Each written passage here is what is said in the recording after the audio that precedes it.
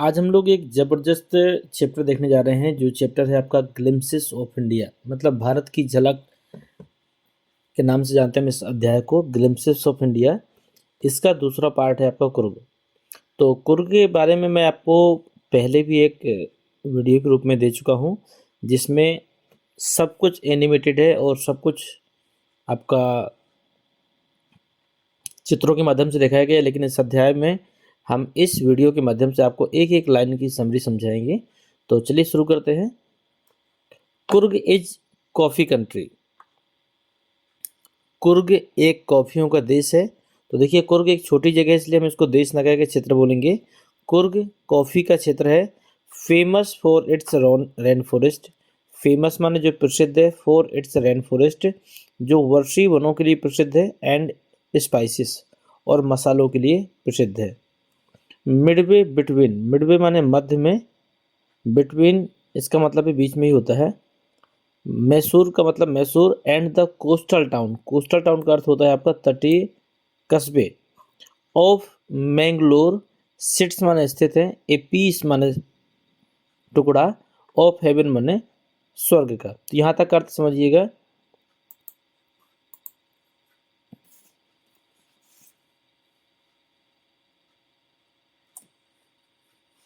यहाँ पर है कि मैंगलोर के मैसूर और कोस्टल टाउन, मतलब आपका कोस्टल टाउन का मतलब तटीय कस्बे कह सकते हैं। मैंगलोर के मैसूर और तटीय कस्बों के मध्य स्वर्ग का एक टुकड़ा स्थित है। पीस ऑफ हेवन माने स्वर्ग का टुकड़ा, सेट्स माने स्थित है। तो मैंगलोर के मैसूर और कोस्टल टाउन, कोस्टल टाउन का मतलब होता है आपका तटीय कस्बों के मध्य में स्वर्ग का एक टुकड़ा स्थित है। That must have drifted, drifted माने होता है शिफ्ट कर देना या फिर उड़ाकर ले आना, from the kingdom of God. ये जो टुकड़ा है ऐसा लगता है जो गॉड का मतलब ईश्वर, ईश्वर और किंगडम माने राज्य, जो ईश्वर के राज्य से, तो ये कह सकते हो जो स्वर्ग से लगता है उड़ाकर लाया गया है। तो इतने पूरे का अर्थ समझिएगा। मैंगलोर के मैसूर और तटीय कस्बों के मध्य में स्थित जो टुकड़ा है वह ऐसा प्रतीत होता है जैसे यह किंगडम ऑफ गॉड का मतलब ईश्वर के जगह से, मतलब स्वर्ग से उड़ाकर लाया गया है। दिस लैंड माने यह भूमि ऑफ रोलिंग हिल्स जो कि घुमावदार पहाड़ियों में है, इज इनहेबिटेटेड,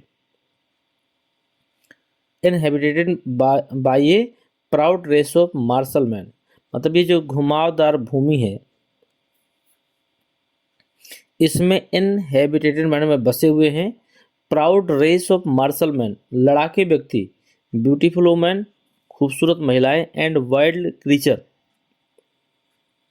और जंगली प्राणी। तो अर्थ क्या निकला, इस धरती या फिर इस घुमावदार धरती में लड़ाके व्यक्ति, खूबसूरत महिलाएं और जंगली प्रजाति बसे हुए हैं। कुर्ग और कोडाऊ, कुर्ग को देखिए कोडाऊ के नाम से भी जानते हैं। क्यों जानते हैं इसकी चर्चा हम करेंगे। द स्मॉलेस्ट, जो कुर्ग है वह क्या है, द स्मॉलेस्ट माने सबसे छोटा, डिस्ट्रिक्ट माने जिला, ऑफ कर्नाटका, जो कुर्ग है वह कर्नाटका का सबसे छोटा जिला है। Is home to evergreen forest, जहाँ के जो घर है एवरग्रीन फॉरेस्ट, वर्षा वनों से, एवरग्रीन माने सदाबहार, रेन फॉरेस्ट माने वर्षा वनों से, स्पीसीज मसालों से, सॉरी स्पाइसेस मसालों से, एंड कॉफ़ी प्लांटेशन और कॉफ़ी के बागानों से घिरे हुए हैं। एवरग्रीन, सदाबहार, रेन फॉरेस्ट, वर्षी वन कवर ढक देते हैं 30%, 30% ऑफ इस डिस्ट्रिक्ट, उस जिले के लगभग 30% भाग को ये वन ढक देते हैं। ड्यूरिंग द मानसून, मानसून के दौरान, is pure enough to keep many visitors away, away माने होता दूर रहना, मतलब मानसून के दौरान पर यहाँ पर विजिटर का मतलब ये कह सकते हैं कि जो यहाँ पर घूमने फिरने के लिए लोग आते हैं तो वो लोग यहाँ से दूर रहते हैं। या फिर ये कह सकते हो कि मानसून के दौरान पे इतनी अधिक वर्षा होती है कि कई यात्री जो होते हैं ये यहाँ से दूर रहने का ही प्रयास करते हैं। द सीजन ऑफ जॉय, जो यहाँ पे आनंद का मौसम होता है, कमेंस माने आता है from September and continue till March, ये सितंबर से आकर मार्च तक लगातार चलता है। द वेदर माने मौसम इज परफेक्ट, बेहतर होता है, with some showers thrown in good नहीं इन फॉर गुड मेस्योर।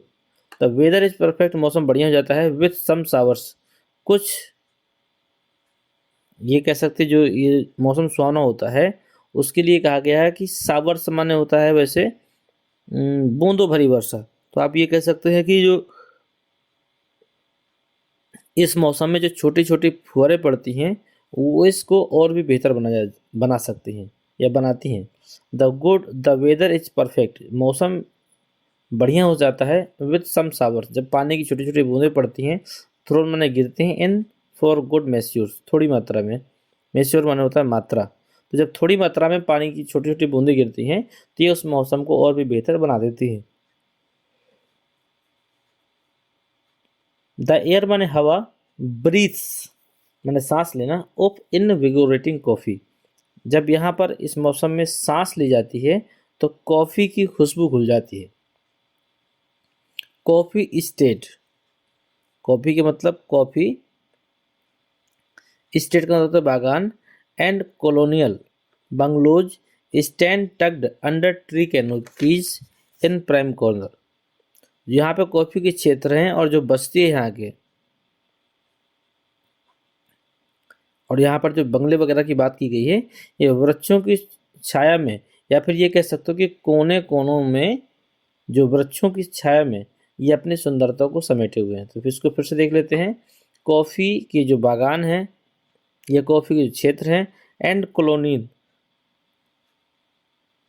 जो बस्तियां हैं, बंगलोज जो यहाँ के बंगले हैं, स्टैंड टग्ड मतलब खड़े हुए हैं, अंडर ट्री पेड़ों के नीचे, कैनोपी छाया में, इन प्राइम कॉर्नर माने प्रत्येक कोनों में। ये कह सकते हैं कि जो यहाँ पर जो घर वगैरह हैं और जो कॉलोनियाँ वगैरह हैं तो ये सब पेड़ों के नीचे एक जैसे कैनोपी की छाया होती है उस प्रकार की जगह में ये प्रत्येक कोनों में पाए जाते हैं।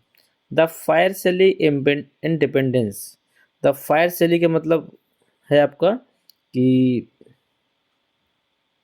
अधिकतर, इंडिपेंडेंस का मतलब स्वतंत्र, पीपुल लोग, ऑफ कुर्ग माने कुर्ग के,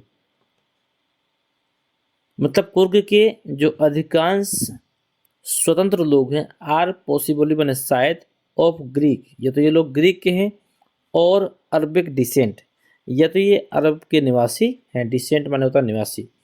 एज वन स्टोरी गोज, इनके लिए एक कहानी जाती है, इसका मतलब ये कह सकते हैं इनके लिए एक कहानी कही जाती है, ए पार्ट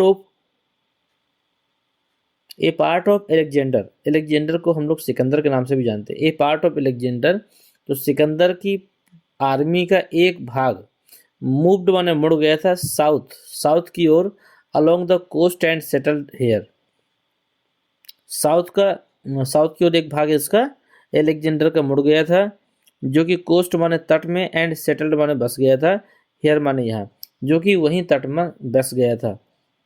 क्यों बस गया था? वेन रिटर्न बिकम इम्पार्सिकल, मतलब जब लौटना असंभव हो गया, इम्पार्सिकल मतलब होता है असंभव, जब लौटना असंभव हो गया था, कारण कुछ भी हो, क्योंकि जो बातें कही गई वो सिर्फ इतनी हैं कि जब ये टुकड़ी साउथ की ओर गई और वहाँ से नहीं लौट पाई तो ये लोग वहीं बस गए थे। दीज पीपुल, ये जो लोग थे, एमंगस्ट बीच में, द लोकल्स स्थानीय लोगों को, एंड दियर कल्चर और उनके कल्चर का मतलब सभ्यता को, is apparent in the martial tradition, मतलब ये फिर से समझिएगा इसको। तो दीज पीपुल मैरिड, इन लोगों ने शादी कर ली, एमंगस्ट द लोकल वहाँ के स्थानीय लोगों से, एंड दियर कल्चर और उनकी सभ्यता को, इज एपिरेंट प्रकट किया, इन द मार्शल ट्रेडिशन, यह कह सकते हैं इन्होंने जो व्यक्ति थे, इन्होंने वहाँ के जो स्थानीय निवासी थे वहाँ से शादी कर ली। और ये जो लोग कैसे थे, ये लड़ाकू रीति रिवाज के थे और वहाँ के जो वैवाहिक धर्म संस्कार के अनुसार वहाँ के लोगों से शादी कर लेते हैं। फिर से समझ लीजिए कि इसका, ये थोड़ा सा आपको कठिन लग रहा हो ये लाइन तो। दीज पीपल, ये लोग मैरिड माने शादी कर लेते हैं, मंगस द लोकल, वहाँ के स्थानीय लोगों से,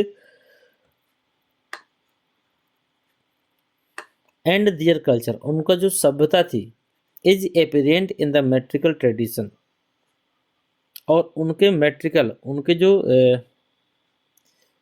कल्चर था एपिरेंट इन द मेट्रिकल नहीं sorry martial condition, martial tradition, ये लड़ाके प्रवृत्ति के जो लोग थे, मैरिज मैंने शादी कर लेते हैं, एंड रिलीजियस राइट्स, और उन्हीं के हिसाब से वो उन्हीं के रीति रिवाज से शादी कर लेते हैं। राइट्स मैंने होता है वैसे अधिकार, तो रिलीजियस राइट्स का मतलब यहाँ पे धार्मिक रिवाज कह सकते हैं आप।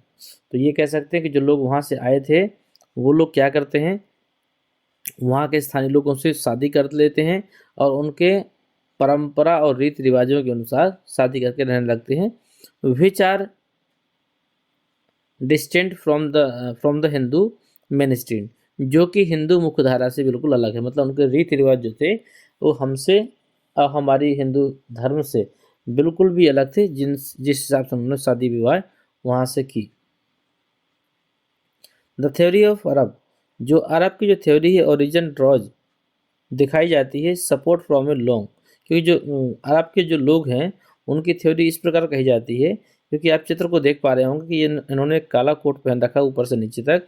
ये कोट भी कैसा है, घुटने से आपका नीचे है, एक लंबा कोट है और साथ में एक कमर बेल्ट भी है। तो यहाँ पे बोला है the theory of Arab origin, जो अरब का जो मूल थ्योरी है, ड्राज माने वो पुष्टि करती है, सपोर्ट फ्रॉम ए लॉन्ग, क्योंकि उन्होंने पहन रखी है लॉन्ग माने लंबा, ब्लैक माने काला कोट, विथ एन एम्ब्रॉयडर्ड, जो सजा हुआ है, वेस्ट बेल्ट माने कमरबंद के द्वारा, worn the कोडाउस,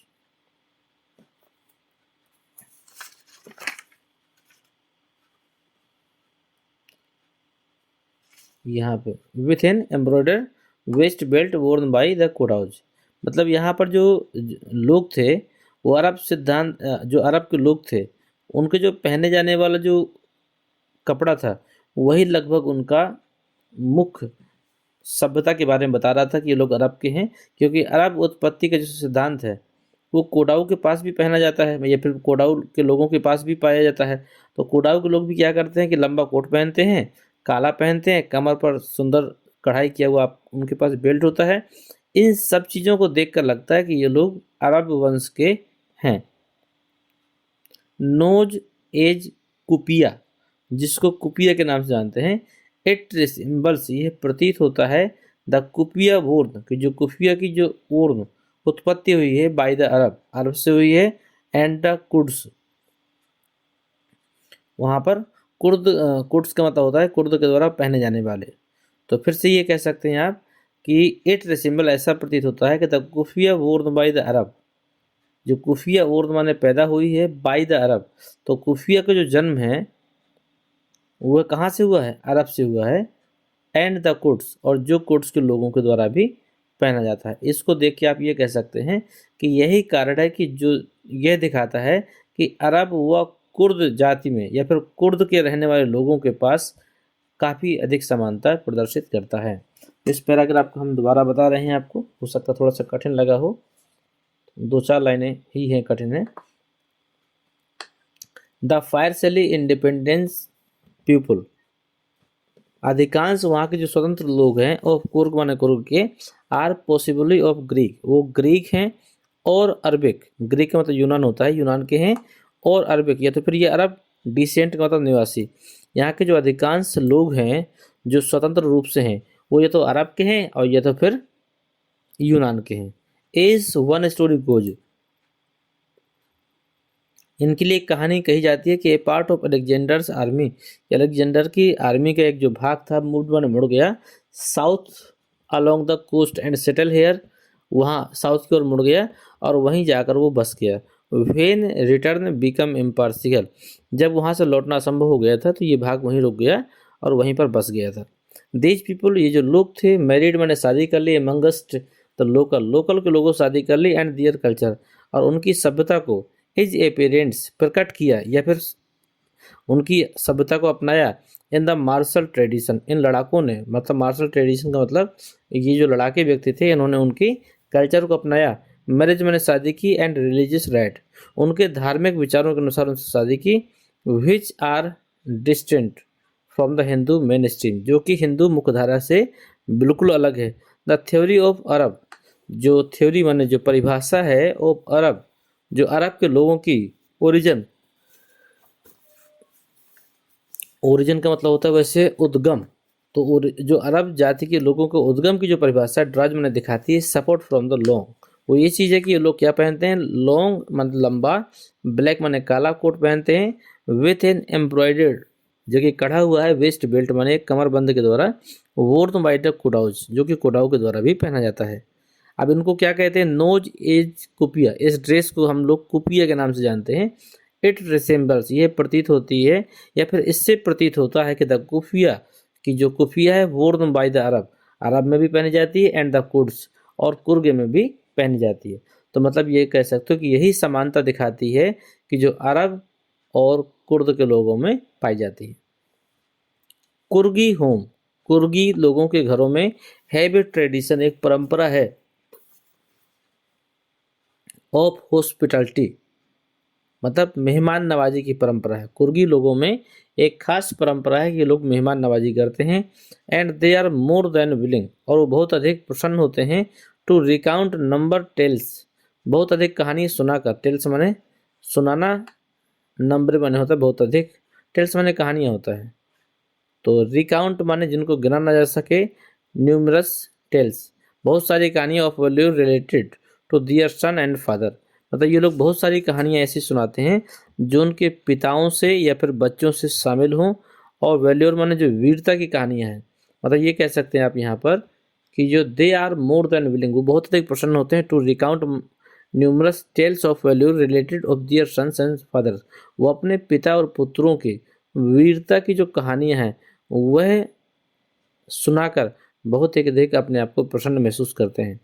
the Coorg regiment, जो कुर्ग का जो रेजिमेंट है, is one of the decorated in Indian army, इसके लिए इंडियन आर्मी में एक विशेष स्थान मिला है। ये चलिए देखिए इसको, कुर्गी होम, जो कुर्गी लोग हैं उनके घरों में हैव ट्रेडिशन, एक प्रकार की परंपरा है, कहे कि ऑफ हॉस्पिटलिटी, हॉस्पिटलिटी का मतलब यहाँ अस्पताल से संबंध नहीं है, इसका मतलब है मेहमान नवाजी की।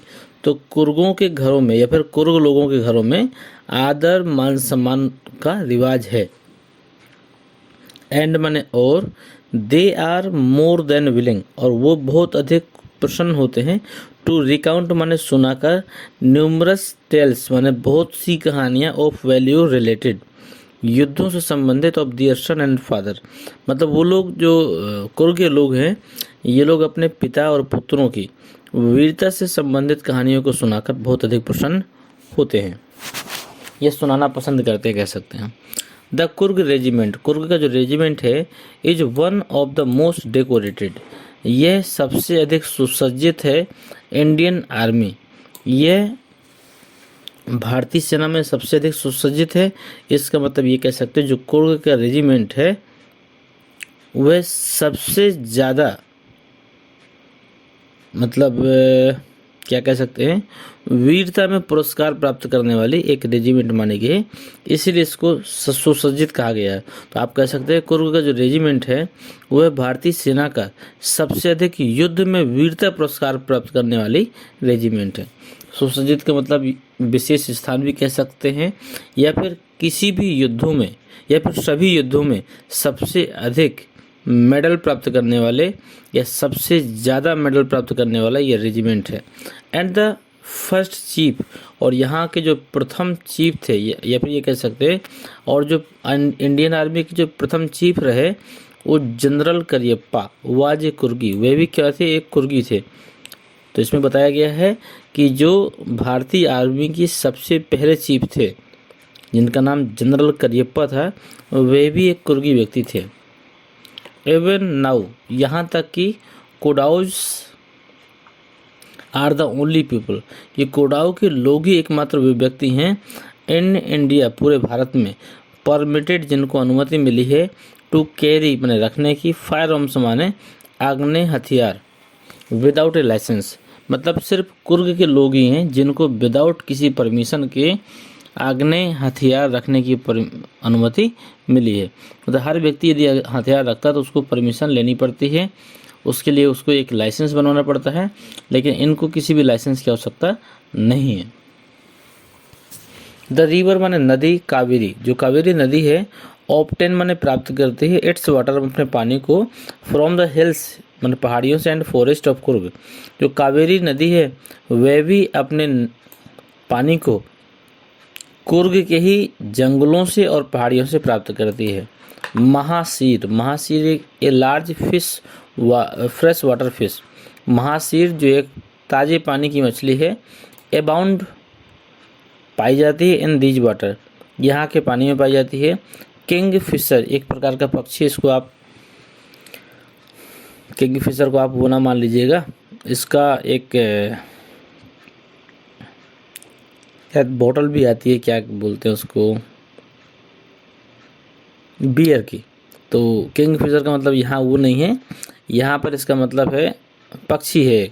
तो किंग फिशर जो पक्षी है वो डाइव, गोता लगाता है, फ्रॉम दियर कैच, इनको पकड़ने के लिए, वाइल स्क्वायल्स, जबकि जो गिलहरी हैं, एंड लंगूर्स, जबकि जो गिलहरी और लंगूर है, ड्रॉप पार्सली ईटिन, तो वो क्या करते हैं, फलों को आधा खाते हैं, for the mischief of enjoying, और आनंद लेने के लिए और शरत करने के लिए, the spells and the ripples effect in the clear water, जो क्लियर वाटर, स्वच्छ पानी में छपाक की आवाज़, मतलब जब कोई वस्तु गिरती है पानी में तो उसमें से आवाज़ निकलती है, एंड रेपल्स इफेक्ट, और वहाँ पर जो बनने वाले छल्ले हैं, जैसे पानी में कोई चीज़ गिराओगे आप, उससे हम चित्र में भी आपको दिखाई दे रहे हैं, पानी में जब भी कोई पत्थर गिरेगा तो उसमें एक तो आवाज़ आती है, दूसरा उसमें छल्ले उत्पन्न हो जाते हैं। तो यही बता रहे हैं कि जो वहाँ की गिलहरी और लंगूर है वो क्या करते हैं, फलों को आधा खाते हैं और उनको पानी में गिराते हैं शर्रत के रूप में, जिससे उसमें आवाज़ उठती है और लहरें उत्पन्न होती हैं, जिससे वो खुश होते हैं। एलिफेंट्स माने जो हाथी, एंजॉय माने आनंद लेते हैं, बीइंग बाथ माने नहाने का, एंड स्क्रब माने रगड़ने का, इन द रिवर माने नदी में, बाय दियर महातोज, मतलब जो हाथी होते हैं वह भी यहाँ पर अपने महातों के द्वारा नहलाने और रगड़े जाने का आनंद लेते हैं, क्योंकि वो लोग रगड़ रगड़ के नहलाते हैं। आगे है the most laid back individuals become convert of their, the most lead back individuals become converts of their life, मतलब जो यहाँ के जो आरामदायक लोग होते हैं, या फिर कह सकते हो आराम पसंद व्यक्ति होते हैं, वो व्यक्ति भी अपने आप को कन्वर्ट कर लेते हैं किसमें, द हाई एनर्जी, अधिक ऊर्जावान होने में, एडवेंचर्स का मतलब आप कह सकते हो कुछ अद्भुत कह सकते हो, या अद्भुत चीज़ों को करने के लिए वो अपने आप को कन्वर्ट कर देते हैं, ये साहसी कार्यों में कन्वर्ट कर देते हैं। इसके बाद कह रहा है the river rafting, river rafting का मतलब आप इसको मैं चित्रों के माध्यम से इसको दिखा दूंगा, लेकिन फिर भी हम आपको बता दे रहे हैं इसमें। रिवर रैफ्टिंग का मतलब होता है लट्ठों की नाव चलाना, ठीक है। और इसके बाद है कैनोइंग, रैपलिंग, ये सब नाव के ही सब चीज़ें हैं। इसमें क्या होता है, पहले का मतलब है रिवर रैफ्टिंग का मतलब लट्ठों के माध्यम से नाव चलाना, और इसके बाद कैनोइंग, कैनोइंग का मतलब आप ये भी नाव चलाना है, एक विशेष प्रकार की नाव होती है जिसको हम लोग क्या कहेंगे, आप इसको आप कह सकते हैं छोटी नाव कह सकते हैं, और इसमें से फिर छोटी रस्सी के द्वारा उतरने चढ़ने वाला काम पर्वतों में, और पर्वतों में साइकिल चलाना, ये दिया गया है आपका रैपलिंग,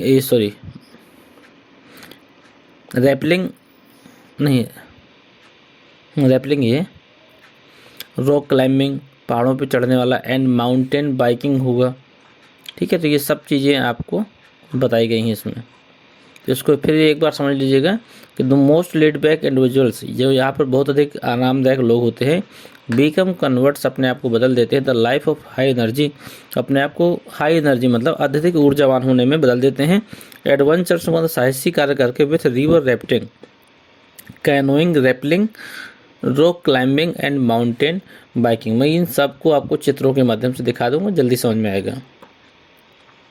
न्यूमरस वॉकिंग ट्रेड्स, जो यहाँ पर छोटी छोटी पगडंडियाँ होती हैं, in the region are a favourite with trekkers, वो यहाँ पर पैदल चलने वाले या बैलगाड़ियों में चलने वालों के लिए एक बेहतर जगह हो जाती है।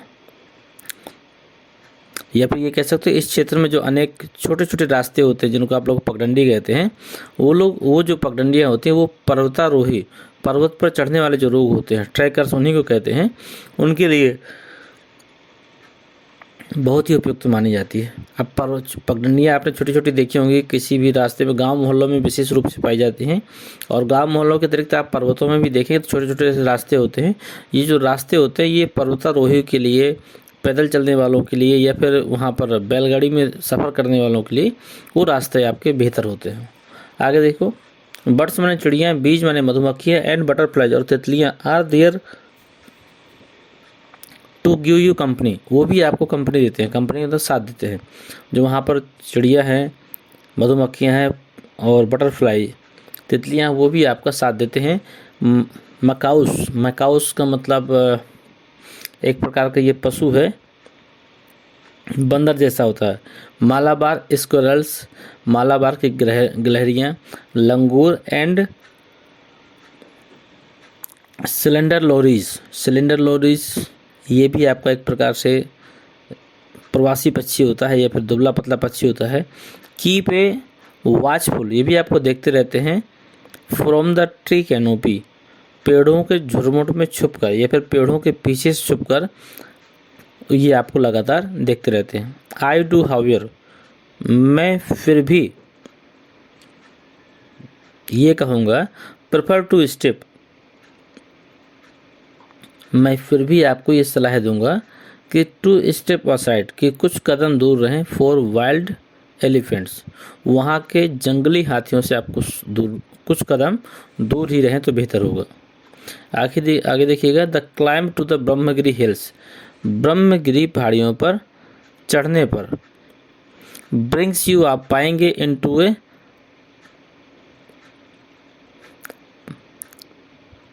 Panoramic views of the entire misty landscape of Coorg. इसकी मीनिंग को समझ लीजिएगा।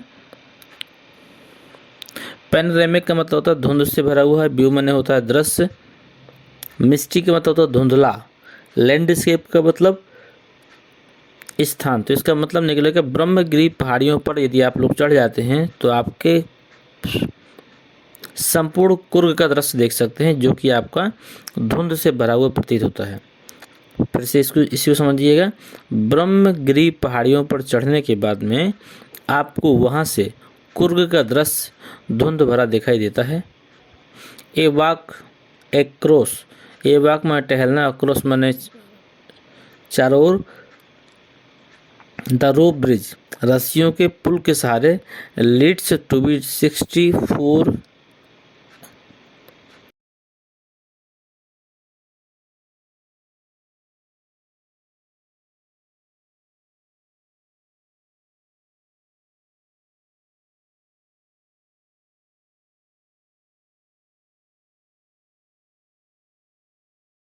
तो 64 एकड़ में आइसलैंड माने टापू है जो निसर्ग धामा। तो आप यहाँ से इसका अर्थ निकाल सकते हैं कि एक रस्से के पुल से चढ़कर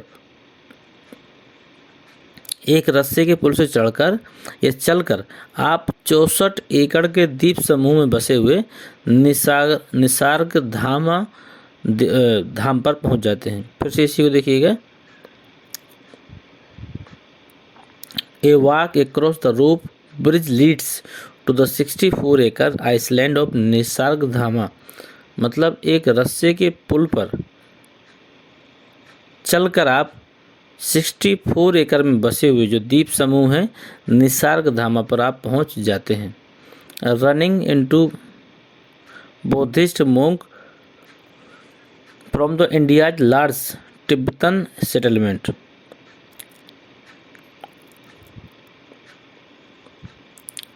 द मोंक, यहाँ पे फिर से देखिएगा, running into Buddhist monk from the India's largest Tibetan settlement at nearby Bylakuppe is a bonus. Bonus का मतलब होता है बोनस ही समझ लीजिए, अतिरिक्त समझ लीजिए। मतलब अगर आप यहाँ तक पहुँच जाते हैं तो आप बालकुप्पी में, फिर से इसी का समझिएगा।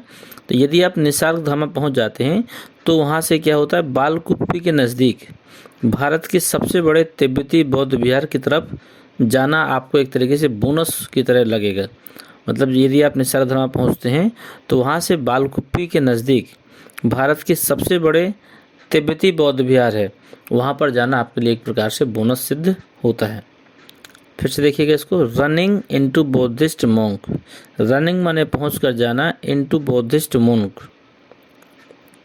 बुद्धिस्ट का मतलब तिब्बती बौद्ध, तिब्बती बौद्ध को ये कह सकते हैं। फ्रॉम इंडियाज लार्जेस्ट, जो भारत के सबसे बड़े हैं, Tibetan settlement at nearby Bylakuppe, जो बालकुप्पी के नज़दीक हैं, इज ए बोनस, वह बोनस के रूप में है। तो इसका मतलब ये समझ सकते हैं कि बालकुप्पी के नज़दीक भारत में आप सबसे बड़े जो बौद्ध बिहार की तरफ जब जाते हैं वह एक प्रकार से आपके लिए क्या होता है, बोनस के रूप में होता है। द मोंक, जो भिक्षु होते हैं, इज रेड, लाल पहनते हैं, औरचे या फिर गेरुए पहनते हैं, एंड येलो रोब्स, या तो ये पीले ड्रेस पहनते हैं। Are amongst the many surprise, ये इन कपड़ों को धारण करने के बाद में यहाँ के जो भिक्षु होते हैं, the many surprise, the wait माने प्रतीक्षा करते हैं, टू बी डिस्कवर्ड खोज करने वाले, by visitor searching the heart and soul of India. मतलब यहाँ के जो भिक्षु हैं, इन लाल, गेरुए और पीले रंग के कपड़ों को धारण करने के बाद में भारत के हृदय और आत्मा की खोज करने वाले जो यात्री होते हैं, उन यात्रियों में के अनेक आश्चर्यों में से एक हैं। फिर से देखिएगा, ये लाइन थोड़ा सा अटपटी सी लगेगी आपको। द मोंक, भिक्षु इन रेड, जिन्होंने लाल पहन रखे हैं, ओरचे गेरुए पहन रखे हैं, एंड येलो रोब्स या पीली ड्रेस पहन रखी, आर एमंगस्ट, जो इमंगस्ट का मतलब आप बीच में होता है, वैसे इस पूरे का मतलब समझिए, वे मोंक भिक्षु जिन्होंने लाल, गेरुए या पीले रंग के कपड़े पहन रखे हैं, are amongst the many surprise, इनके बीच में एक आश्चर्य है।